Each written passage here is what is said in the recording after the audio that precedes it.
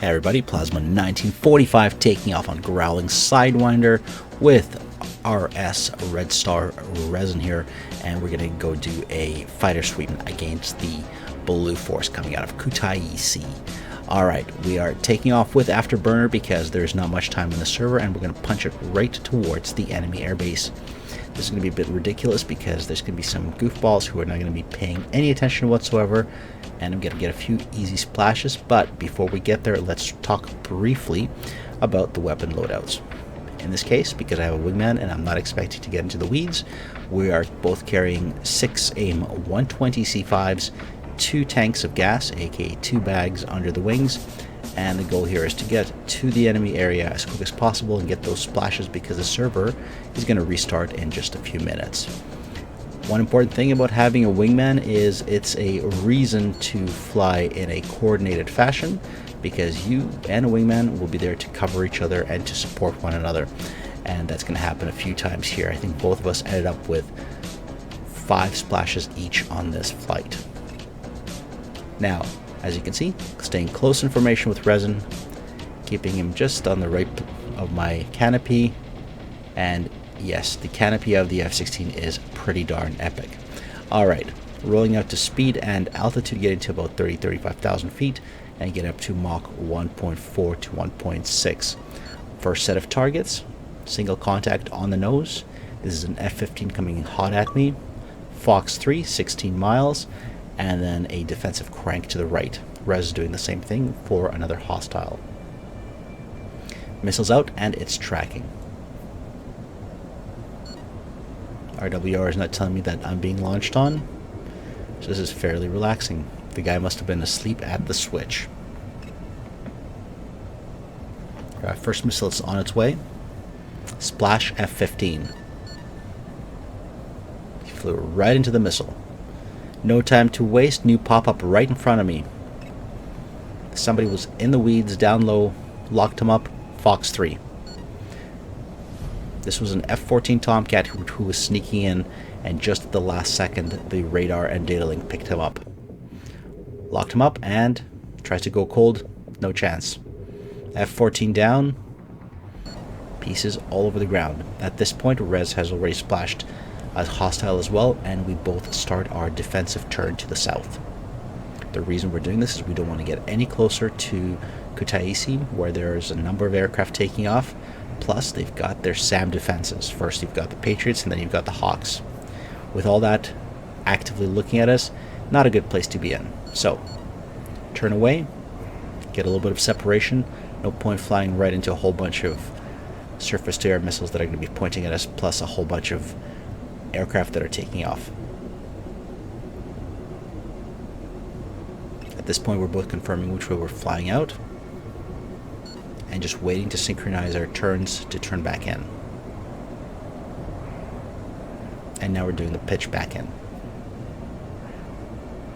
I'm doing a left turn and Rez is doing a right turn.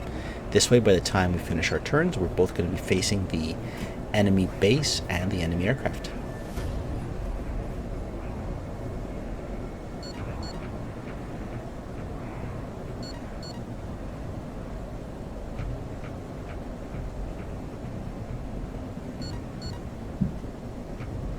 Alright, start rolling out, and new contact on the nose.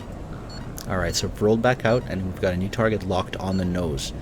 This hostile is hot and low altitude, 14 miles away, but as you can see, the closure rate is very slow. This indicates that the enemy is not flying directly at me, but rather the enemy is flying left to right across my nose. There's the pop-up and Fox 3.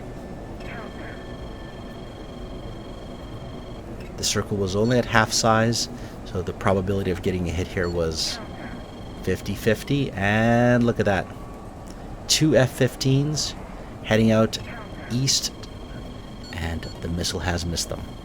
They're going afterburner, and they just crossed right in front of the missile. Alright, I'm in vertical scan.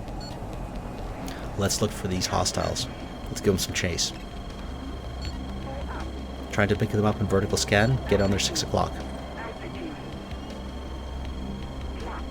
There's lock.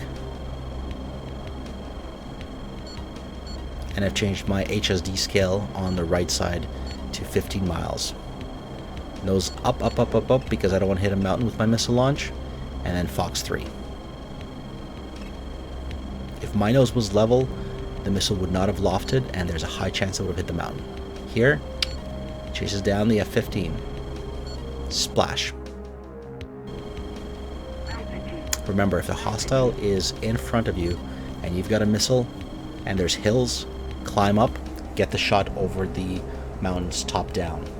You don't want to be shooting level because the missile's going to track straight, and what's going to happen is going to hit a tree. Alright, still chasing one F-15, and then there's a brand new contact on my nose. This contact is an F-18 that decided to come in from the north, and the system has picked him up first. Fox 3. F-18 realizes he's in trouble, flares, chaff, turns right into the missile. I think that's a splash 4. It's working very surgically. Some people say that the F-16 is a very boring aircraft. In a way, you could definitely see how it could be considered boring because it is very surgical in what it does. Alright. Final F-15 locked up.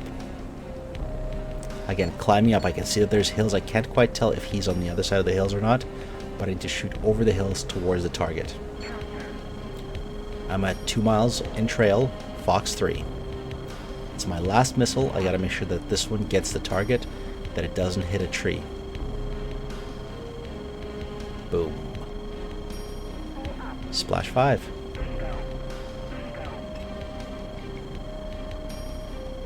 So far, every missile except for the one that I fired in a parallel shot has successfully connected. So there you have it, guys. Whether you're shooting up high at Mach 1.6, 1.7, or if you're flying down low, common sense, knowing your missiles, and being able to discern when to shoot and when not to shoot will get you those splashes in the F-16. I do have to admit, it is really nice to have all the electronics and incredible stability. There is no drifting. The plane just flies beautifully. Alright everybody, hopefully you've enjoyed this video. If there's any questions about the F-16, drop in the comments, and if I don't know, then I'll ask Resin, who definitely will. Fly safe, everyone.